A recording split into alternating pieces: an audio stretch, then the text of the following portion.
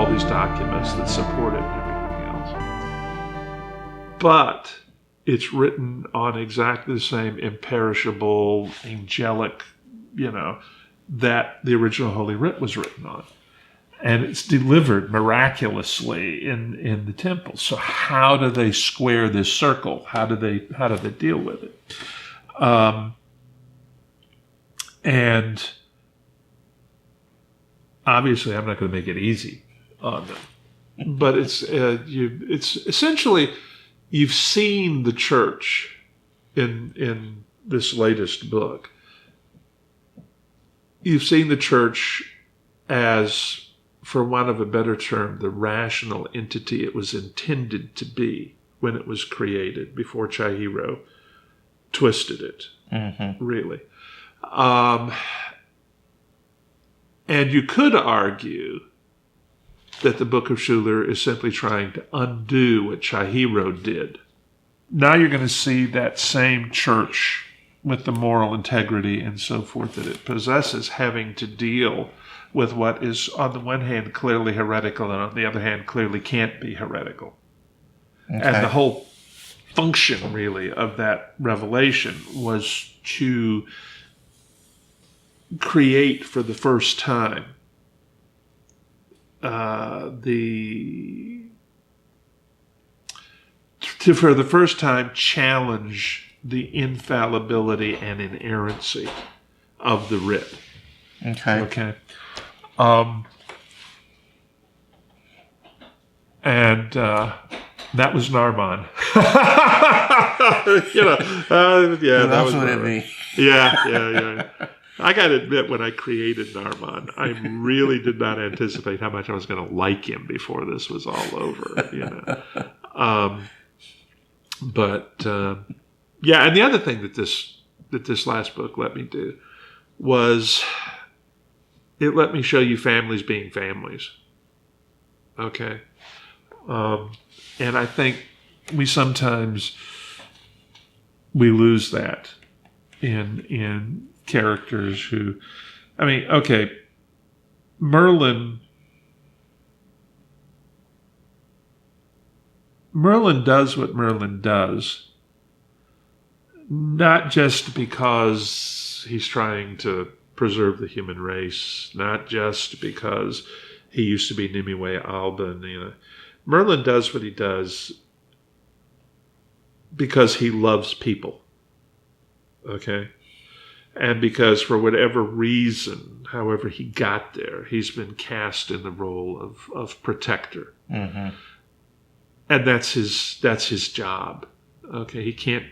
He's not capable of not accepting that responsibility any more than Nimue Chueru is able to, even though she is pissed off because she's so much smaller, But this book gave me an opportunity, I think, to emphasize. If you were reading the other books, you saw it in his relationship with Cheris,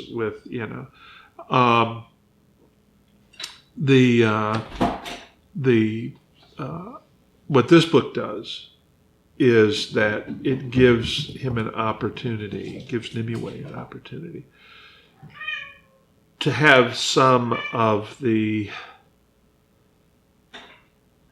joys of family that were denied to Nimue Alban. Mm-hmm. Okay.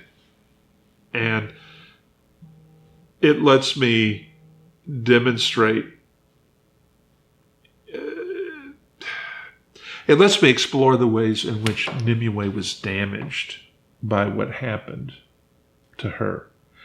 And one of the reasons I want to do that, partly because of how deeply I feel about the characters, but also because it's important to understand how Nimue was damaged if you're going to understand how the people who created the church could have done it. Mm-hmm. Okay? Because they were all damaged. These people, all of them, including Nimue. Okay, I mean, you talk about PTSD. Mm-hmm. Okay, survivor's guilt, the whole 9 yards. And that's one of the things that Michael Steiner, one of the reasons that I had him all along saying, well, when you're ready to condemn these people for what they did, you have to think about what they were looking at when they did it. So can you tell us the time frame that the next book will take place compared to Through Fiery Trials? The next book will start within no more than a month or two of the end of Through Fiery Trials. Okay, so pretty close to where it ended. Might be a little bit further down the road. What could happen, I'm not saying this is what I'm going to do, but it's one of the things I've been looking at, is the next book could start immediately after that. And then there would be a hiatus in book. And I would move forward like a year or 2 years before first I'd do we threw the fox among the chickens, and we watch everybody fluttering, and oh my God, what do we do now? And then I move forward a year or two, and things have sort of settled down a little bit on that front. Everybody's getting ready to draw a deep breath and go, okay, this is good. And then they say, oh my God, we're in a David Weber novel. And then now. So what was I thinking? Everything is good. Oh God,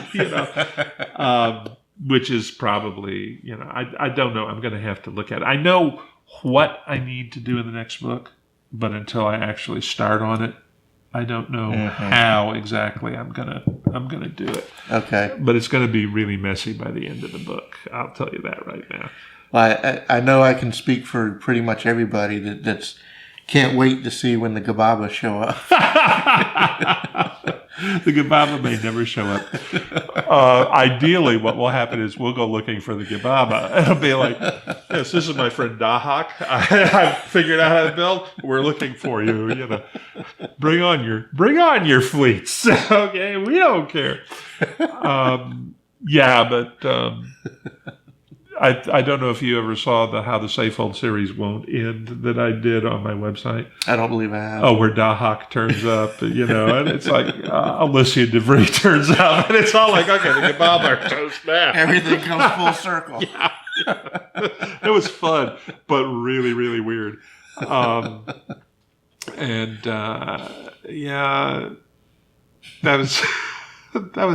was different. But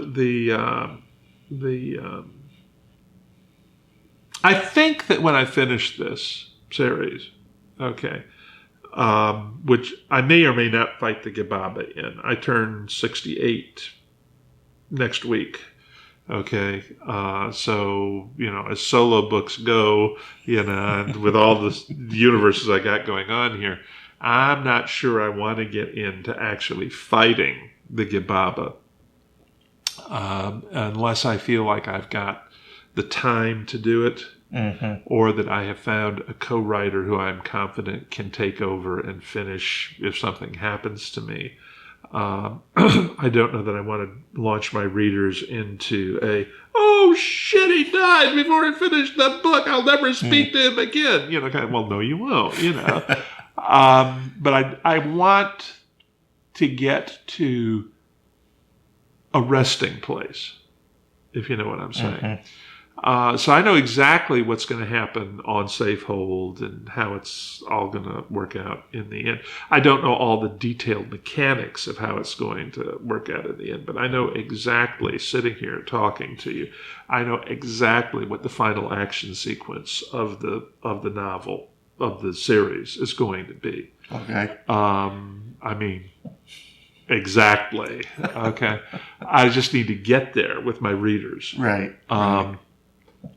And after that, the Gababa are toast eventually anyway, because unlike everybody else the Gababa ran into, this bunch of humans is going to know they're out there, and they're going to have a pretty shrewd idea what their tech capabilities are, and they're going to say, yes, we have a lot of R&D to do, kind of thing.